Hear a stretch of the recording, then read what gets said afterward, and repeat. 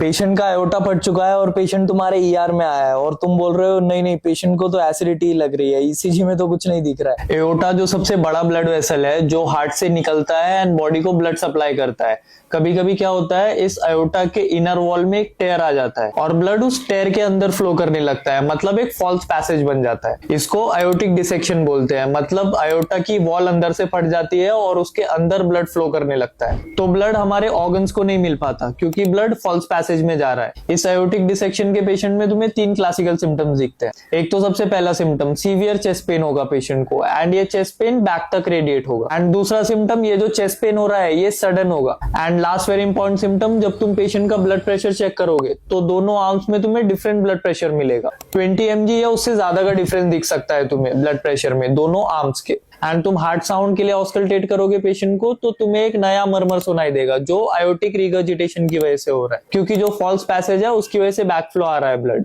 And सबसे important चीज जो most of the doctors miss कर देते हैं, ईसीजी इसमें मोस्टली नॉर्मल ही रहता है या फिर कुछ स्लाइट चेंजेस दिखते हैं हमें, बट कुछ मेजर चेंजेस नहीं दिखेंगे। बट अगर सीवियर चेस्ट पेन है पेशेंट को which is radiating to the back and ECG normal भी है या फिर कुछ स्लाइट चेंजेस भी हैं ईसीजी में, तो तुम्हें पेशेंट को आयोटिक डिसेक्शन के लिए चेक करना है। पेशेंट का बीपी दोनों आर्म्स में चेक करो, अगर कुछ डिफरेंस दिख रहा है तो पल्स भी चेक करो, पल्स एब्सेंट भी हो सकती है इन वन आर्म। एंड कुछ न्यूरोलॉजिकल सिम्टम्स भी दिख सकते हैं क्योंकि जो भी फॉल्स पैसेज बना है उसकी वजह से ब्लड फ्लो हैम्पर हो रहा है, ब्रेन को अच्छे से ब्लड नहीं मिल रहा है क्योंकि सारा ब्लड उस फॉल्स पैसेज में जा रहा है, उसकी वजह से तुम्हें न्यूरोलॉजिकल सिम्टम्स मिलेंगे। तो ये सारी चीजें अगर तुम्हें दिख रही हैं तो तुम पेशेंट को आयोटिक डिसेक्शन जैसा ट्रीट करोगे। नाउ आयोटिक डिसेक्शन 2 टाइप के होते हैं, type A and type B.